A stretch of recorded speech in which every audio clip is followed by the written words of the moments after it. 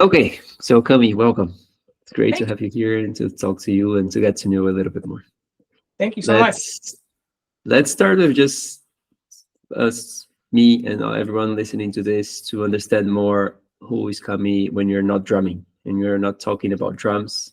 Who are you? Okay, so uh, a lot of people don't know this, but I was born in Germany. My dad was in the military and the army, and so I was born in Germany, and I Well, was 2 years old when we moved from Germany to the U.S. to New Jersey, and so I lived in Jersey for 10 years, and then we moved to Virginia, and I was in Virginia for about 10 years before I joined the military as a musician, as a drummer.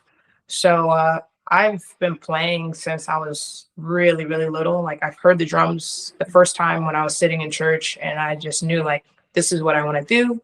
This is my voice. And so it was from there, just getting involved in music in school, just doing everything I could to learn about the instrument. And mhm. so that was kind of like my beginnings. But to answer your question, like, what do I do when I'm not playing drums? I have a Yeah. four-year-old son, so I'm Okay. balancing being a mom, being a wife. Mhm. I teach percussion and drums teaching, so trying to create and also manage my time and do a little bit of Mhm. try to do a little bit of everything. So That's cool. There's a lot of work there being a mom, I imagine. 4 years old, right? yeah, yeah, it keeps me on my toes. So it's good. That's cool. All right, and drumming. I see you started when you were super little. You had this first contact in the army. What would you be playing there? So my drum instructor, I'll talk about him kind of first because I feel like he was preparing me for the audition that is required to get into the military without me even knowing. And so like I started taking lessons with him when I was in 10th grade in high school, and he was just always just giving me sight reading, different types of learning how to read drum charts, playing in a big band, playing jazz, playing different types of Latin rhythms, just always throwing stuff, sight reading snare, playing marching snare, playing in a concert setting, like everything. He was just constantly giving me new information, and so that was kind of what allowed me to be so versatile. Like Hmm. I just, hey, you want to try this? Sure, I'll go for it. And so when Hmm. I finished high school, I was actually planning to go to school, go to college, and study music, but I wasn't too fond of the idea of like I have to pay money to to learn. Or so I was like, you know what? And then my dad was just like, you know what? Go to the military. Go to the military. And like I knew my drum instructor, he was actually in the army band. He was in the perching zone, like the top army band. And I never thought like I was gonna do that. But I I don't know, I listened to my dad and I already had the influence of my drum instructor. And I was like, Hmm. all right, but I don't want to join the army. I didn't want to join the army. I was like, my dad's like, join the Air Force or join the Navy. And I just remember like searching Navy music and or Navy drumming, and then something actually came up. And there's like every branch has military bands. And so I remember looking at the audition requirements because for each branch is different. And I remember taking it to my drum instructor and I'm like, we are looking it over and he's like, oh, you got this. He's like, you're gonna nail this audition. I'm like, all right, cool. So I'm like, the next step is you gotta talk to a recruiter, you gotta, go through the whole process of actually getting into the military. So you gotta take a test, they call it the ASVAB, and then you gotta audition. So I took the test and my recruiter's like, hey, you know what? We got a spot. He called me one day. He's like, we got a spot open. We can get you to boot camp and start you on your military career. I'm like, wait a sec. I didn't audition yet. Like, I haven't. Wow. And so I remember calling over to the Navy, the DC band.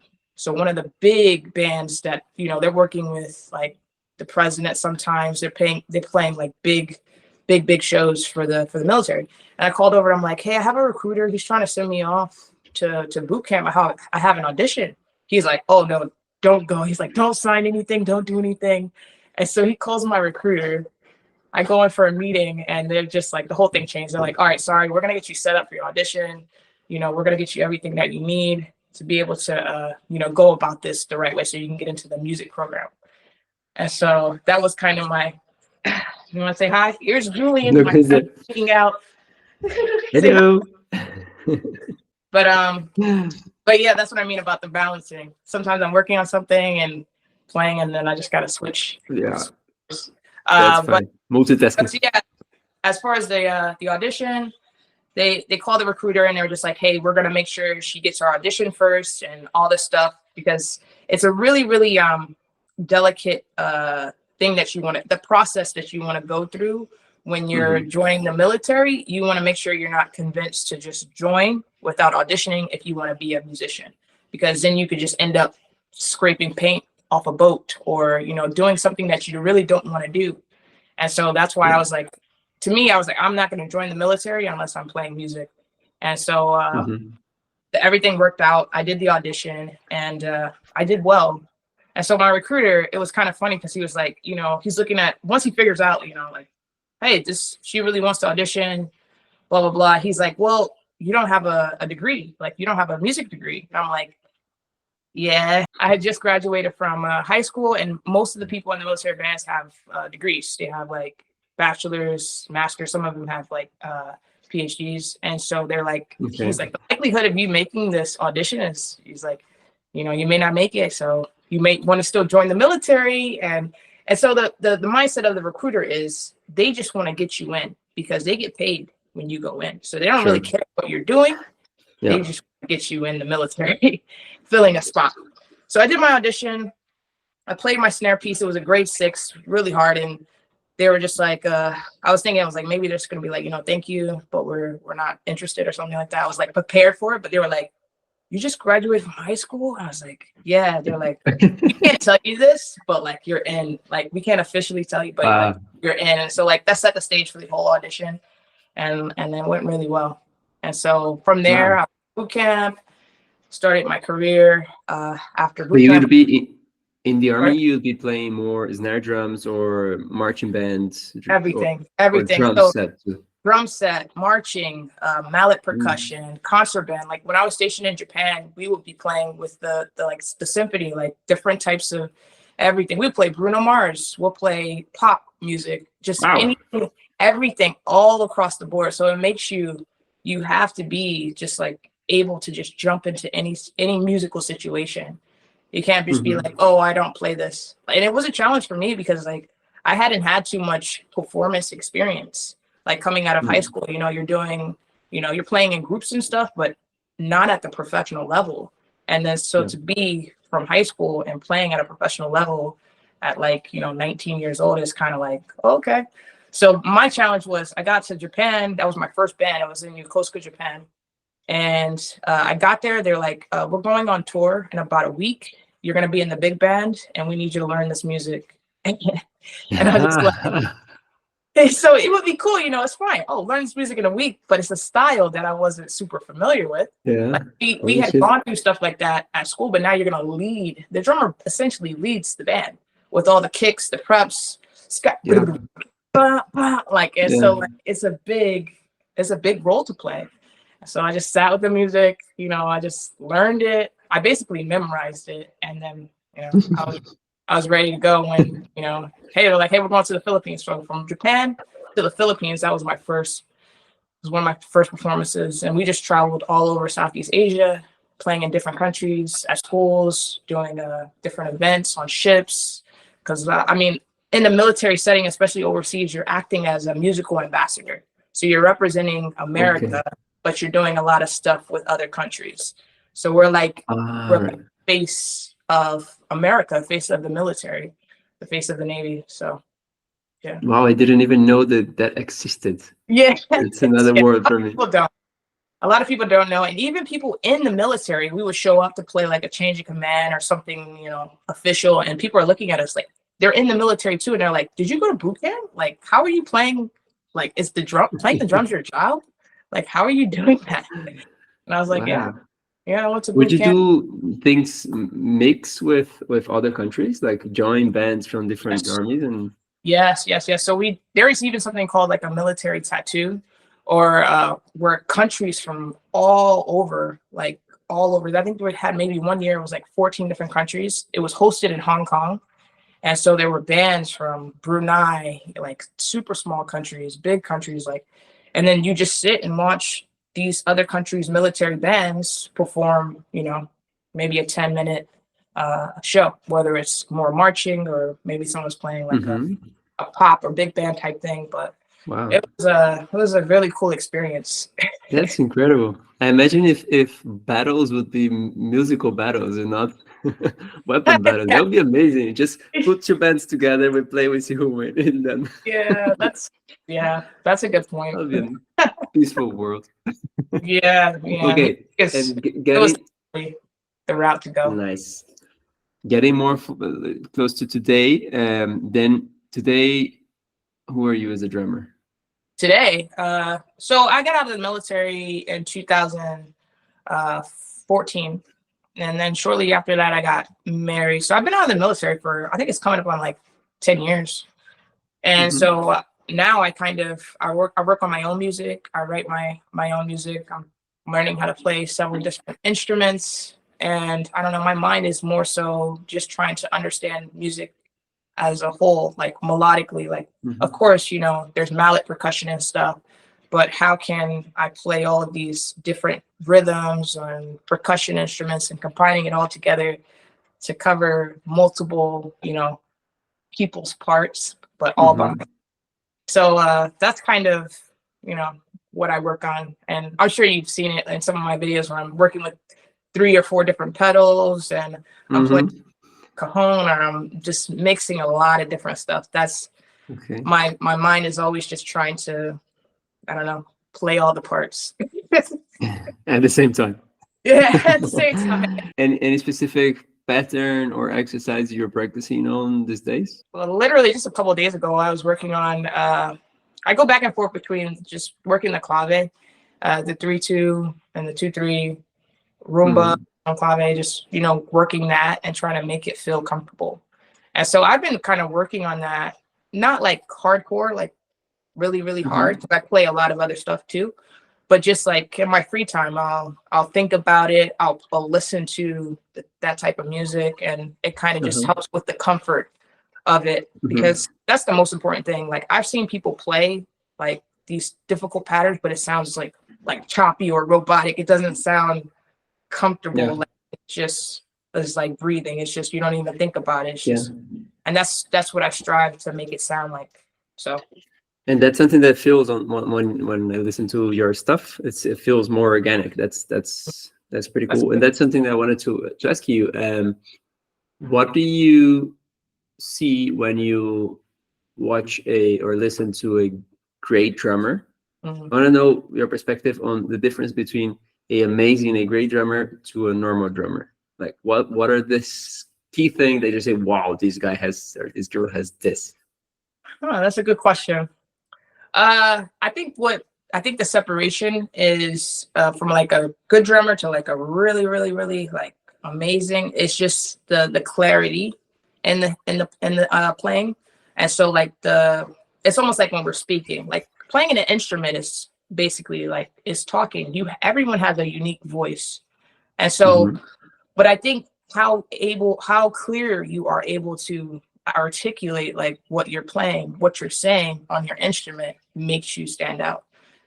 And so that's kind of what I think it is, or what I listen to, or what I hear, like when I'm listening to like Lorna Lewis or Nate Smith or Buddy Rich, like Dennis Chambers, they have their sound. Like, I was sitting in the car with my husband Brandon, and before it even said who was playing the drums, I was like, oh yeah, that's Dave Weckl playing. He was like, how do you know? I was just like, he has a voice. He has a certain just the way he does his fills, and the way he has like his playing is it's a very clean sound. And so that's kind of what I listen for, or what I can hear. And that's kind of what I'm working on. It's just not trying to sound like anyone else. I pull influences and inspiration from other drummers, but just focusing in on sounding authentic, sounding like myself, because it's my voice. And so if you can try to copy someone, like people have accents, you try to copy their accent, you try to sound like them. It's cool. I think it's great. It's a learning thing, but the most genuine thing you can do is to sound like yourself, to explore your own rhythm. That's great, but how? Like, what type of exercises can a drummer do today to start developing their own voice? So, okay, so there was a breaking point for me. It was after I got out of the military. And because of when you're in the military, you have to play what they tell you to play. And so when I got out of the military, I had this freedom. And so, but everything I learned, my drum rudiments, you know, my different types of polyrhythms, you know, we work on polyrhythms, work on subdivisions. Like I had been used, like my sound is completely different than when I was in the military because I've had this like just freedom. No one's telling me I have to listen to this or I have to learn this. I have the freedom to just learn and do whatever I want. So for me, I'm a big person. I believe in learning your drum rudiments. So that's, for me, that was the foundation. So I practiced those, and you get so comfortable with them that you don't even have to think about it. You're sitting and you're playing these combinations. And so that's kind of the foundation. If you're like wondering how or what do you work on, for me, it's the drum rudiments. One in particular, single stroke roll, double stroke roll, and then combining the two is the paradiddle. Paradiddle is essentially right, left, right, right, single, single, double, like a double hit, same hit, you know? So like, and then the accent. And so then if a lot of people don't play the paradiddle correctly because they just go right, left, right, right, left, right, left. It's an accent on that first hit, which has a separation and it helps you with that tap. So you have that bop, tap, tap. And so when you do that, that's going to help you with ghost notes. If you do it correctly, like it'll help you control your full stroke and your tap. And so that's one thing I focus on a lot. And when I teach kids and different, you know, drum lessons and stuff, I introduce that very early because that's going to teach people, you know, the full stroke and the tap, and working your wrists and working your fingers and building up your endurance. Because like you don't want to be on a gig or a show and you're like, I can't play anymore. Like I don't have the. So Yeah. I'm sorry. I love this topic because it was a long pursuit on my side also as a drummer to create my own voice in the drums. And in Brazil, usually we are studying North American methods. So everyone is studying stick control and all the typical rudiments, right? But when you apply a paradiddle, for example, a straight paradiddle to samba, it doesn't sound good, right? So in the end, That's true. Like, for me, in rudiments are amazing to a technique thing, but it has language also. It has its own vocabulary.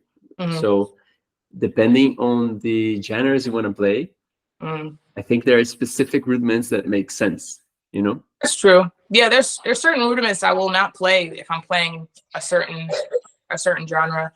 And then also, like I might be thinking of a rudiment, but like as I became more free with my playing, I realized it's kind of about the notes in between the notes, the rest. And so like when I started like even just doing something like this back and forth, going back and forth between like your hi-hat and a floor tom or a hi-hat and a hi-hat, all the notes that are happening in between that became really interesting to me.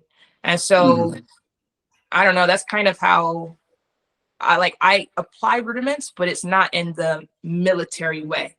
It's not in like, so structured and it sounds so like rigid, because that was a big thing that was kind of pointed out to me when I was at the School of Music. I was playing jazz and I would do and they're like, why does everything sound like you're playing a marching solo? You're playing jazz. And I'm like, I don't know. I was just very like rigid, like because I was like so hardcore with the rudiments that it kind of messed up my fluidity with all of the other stuff. So I had to like relearn how to have that, but to relax it in certain situations.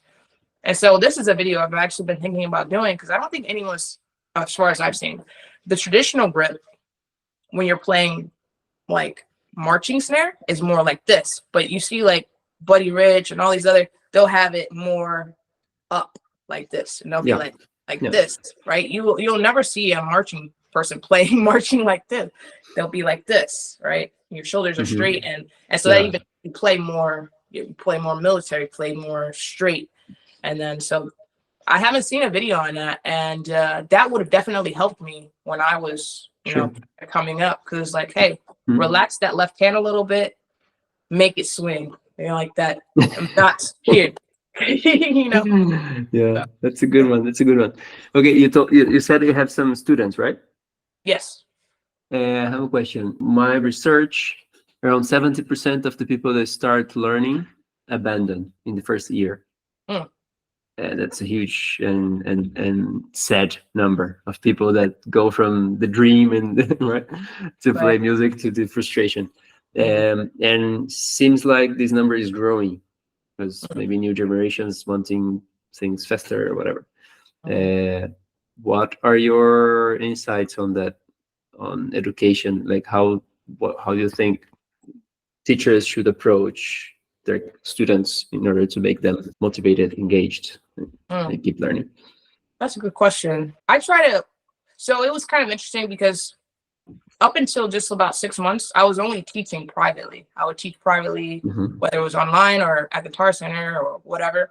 But 6 months ago, I was given the opportunity to teach in a school, in a public school, where the kids have not signed up to. They signed up to take a band class, but they're not reaching out to me privately to learn how to play, this instrument. And so it was kind of interesting to see the differences in the attitude towards it. It's like, I kind of have to be here. This is just a class. I'm not, I may not be super interested in it. And so to answer your question, how do you make it fun? How do you make it interesting? How do you keep them engaged? I try to apply it to, music that they may like. Like, what are you listening to? That's one of the first things I'll ask, a student, or like, if you have an interest in drums, like, what drummers do you like? What songs do you like to listen to? And then we'll go from there, and kind of like, oh, do you hear this? You hear the snare is on 2 and 4? Do you hear how the bass is on 1 and 3, or something like that? And so that kind of makes it a little more personal, because they're listening to the music anyway, but now you can kind of, see what's actually going on if you have enough of an interest to pull out the parts and in your music that you like to listen to. That's a good one. Nice.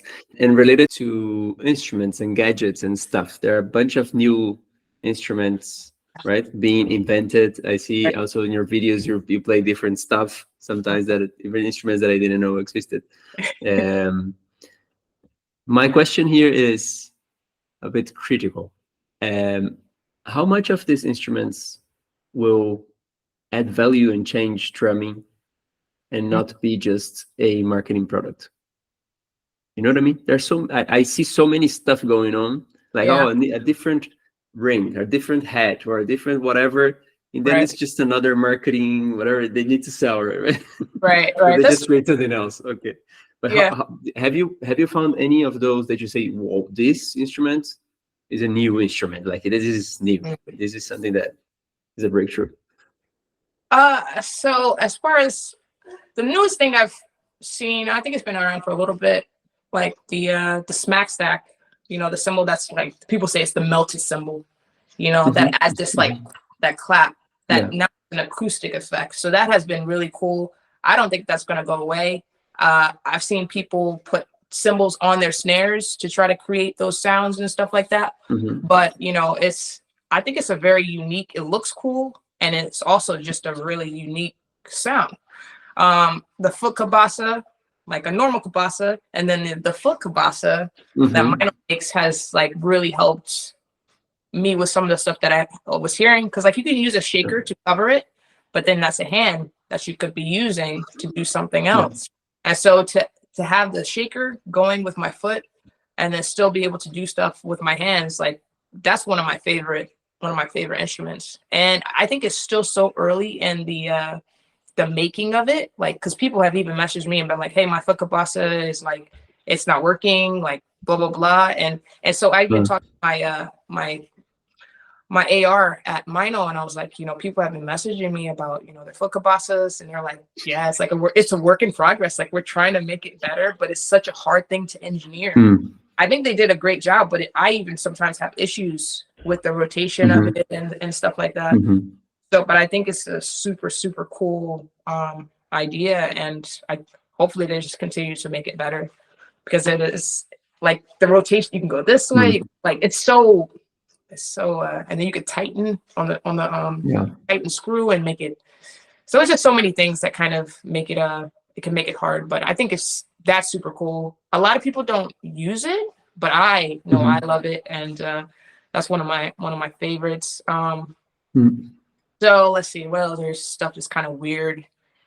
Oh yeah, you may have seen the turbo crasher. Actually, I have one right here. This is a turbo crasher, and you see I have attached for a foot pedal. You might have seen a Lestepidio. I think that's his name. The drummer. Lestepidio, yeah. He's from Spain. He uses this a lot too, and so. It's like a little gadget, it's pretty simple engineering. I think it's just like two metal pieces and a little, metal plate to kind of hold it all together. But it has a unique sound, and I think it's just kind of cool. You use that in the left, replacing the hi-hat. Yes, or I'll even use just for my heel. I might have my hi-hat here, and I'll go with my heel to the turbo crasher. Oh, so yeah. So it's just like, I don't know, like just having the freedom to like just kind of do whatever it is you want to like. So like, is this stuff, is it gonna last? Like these little products that are being made, these companies that are pushing these super weird things. I think I don't know. I think what it really is that we see a lot of it because it's on social media. Like 20, 30, 40 years ago, you would never see unless it got big enough, right? The company, some of these companies I've even made videos for, they're not even companies anymore. Like they produced a product, maybe they made whatever they made, and then they don't make, and so but it's kind of interesting. But I think it's great that they are creating. I don't think people have ever stopped creating. I think we just see more of it, because it's just so in our face. And I know I'm always pushing new stuff. I'm like, check this out. I'm kind of a gearhead. I'm not gonna lie. I have so much stuff, and companies always send me stuff. Always say, try this. What do you think of this? I'm like, sure, I'll definitely. All right. Yeah. Cool. So that's nice. And I see that you have a bunch of sponsors, right? Companies that you represent somehow. I was wondering if you can make a suggestion of there are a bunch of amazing drummers out there wanting to get contact with these brands to also be represent those brands. Do you have any tip for these drummers what to do? I also want to be, a whatever sponsor of. Definitely.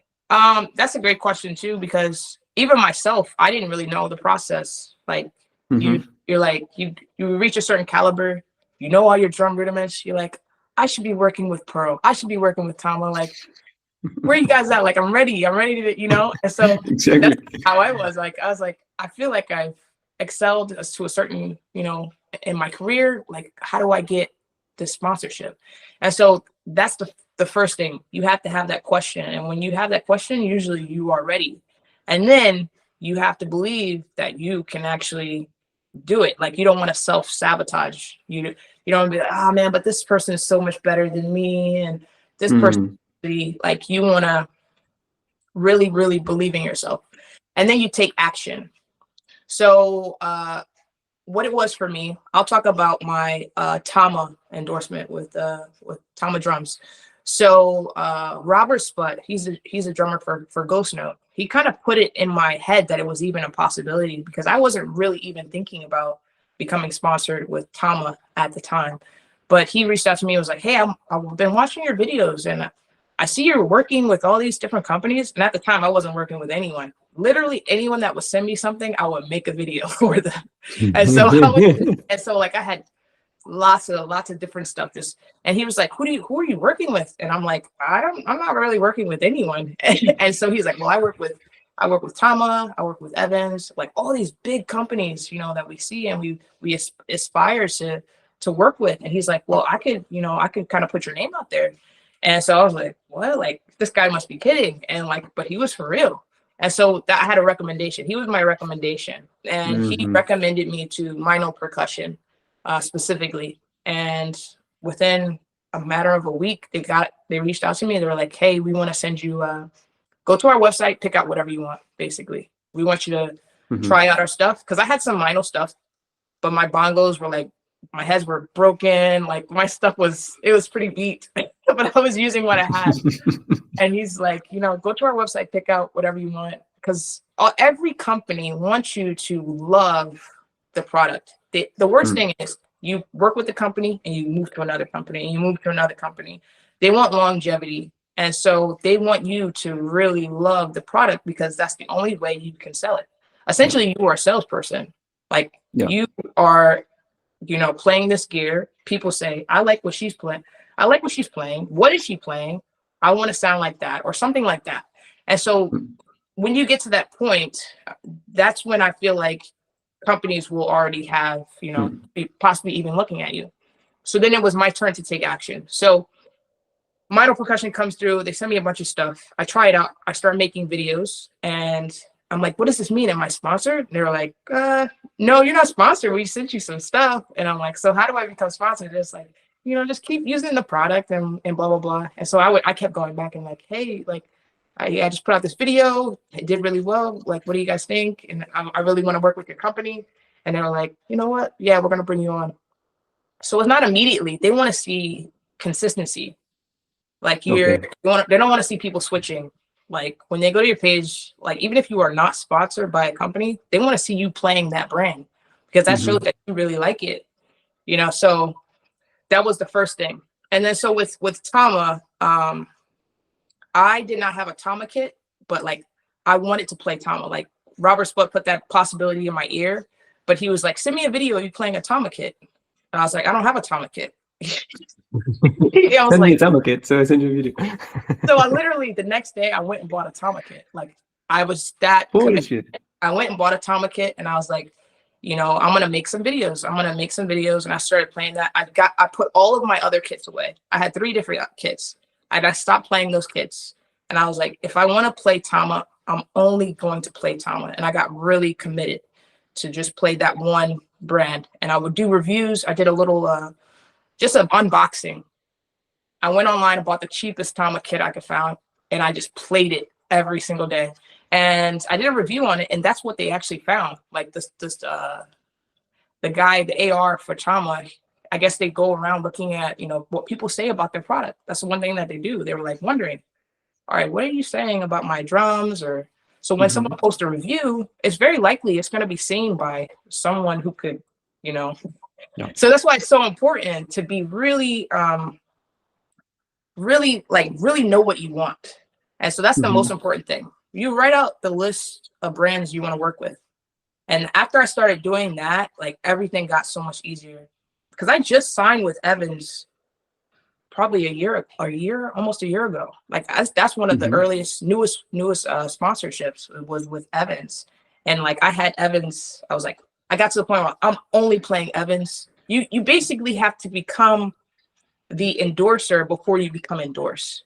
You don't wait to happen. You have to be like, and when you get signed, people are like, oh, I thought you were already working with them. I was like, no, like I wasn't. And so that's what you want to be there before you even get there. You want to have that.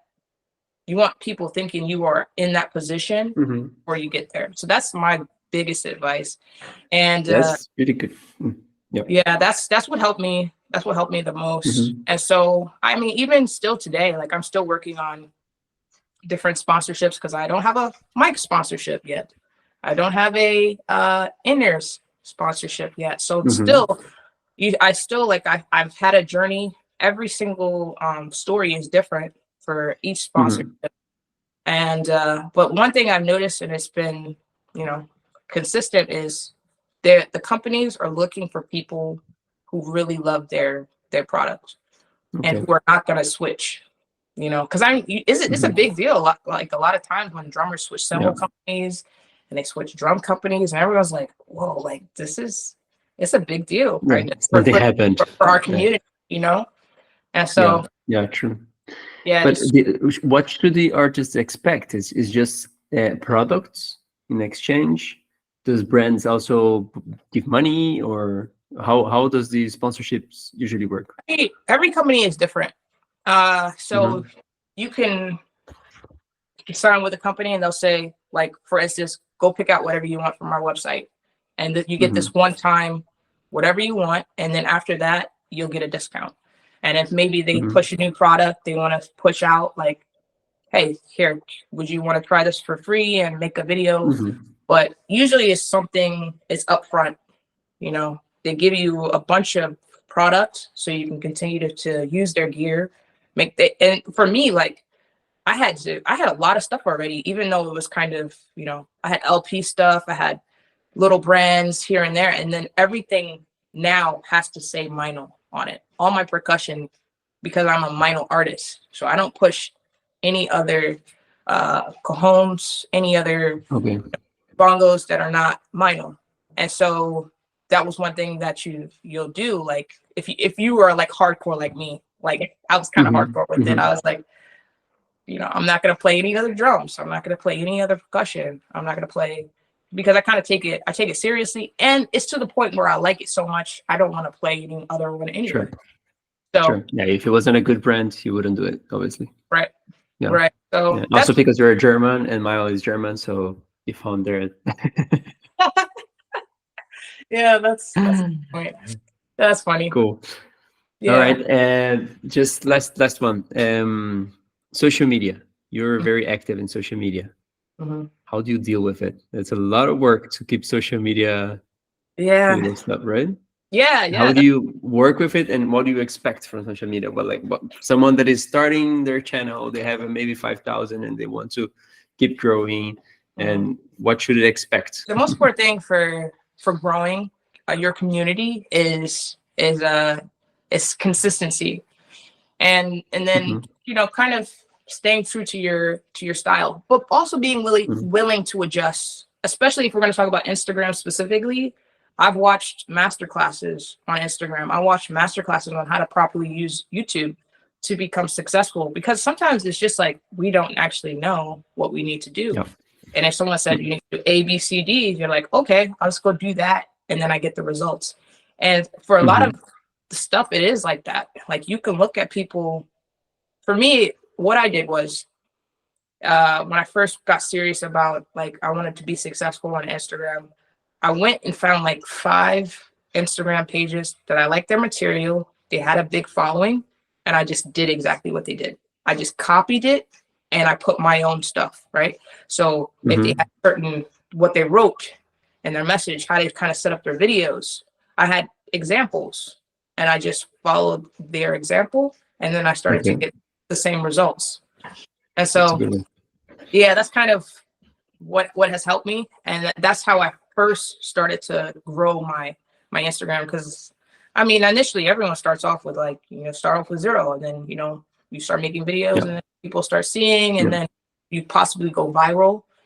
Getting your video posted on a page that has 500, 1 million followers or something is really big.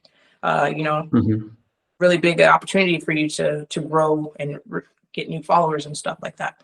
So, but consistency, following it, having an example of what to follow, taking some time, listening to those YouTube videos about how to grow your Instagram. They're usually they're legit.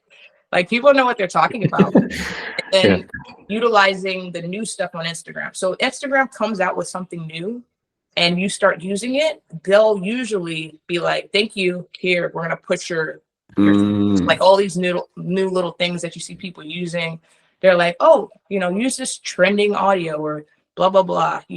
That's one way too. But as a musician, we don't necessarily just, put on audio and go dance or something. We're trying to push music. We're trying to push our drumming or whatever you're trying to share. And so that's the other thing, like being strategic. but having an outline, like you could check my notes. I have notes on videos that I've created, like how I wanted to go about it from section to section. But then also having the freedom to like, oh, you know what? I'm going to go outside, record this video in like 2 minutes and be done. And that's usually like, you might see a video of me just doing single stroke. Yeah. And that's it. Like, so you don't need to create really hard and complex stuff, right? Sometimes people just want to see you doing single strokes. Exactly. Yeah. So you can have the stuff that takes a while, but you also have the stuff that you just can produce really fast. Yeah. And what can you expect? What can people expect having plus 100,000?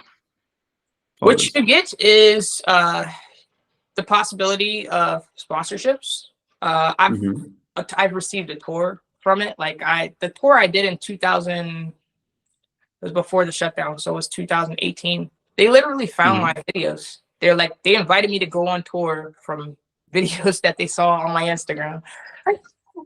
So it's the possibility of tours, endorsements, essentially everything that you kind of want to do musically, you can start sharing that.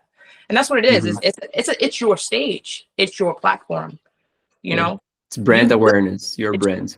Exactly. You build it the way you want, and you're going to attract the people that you're supposed to attract because you're building your platform. You're building that stage.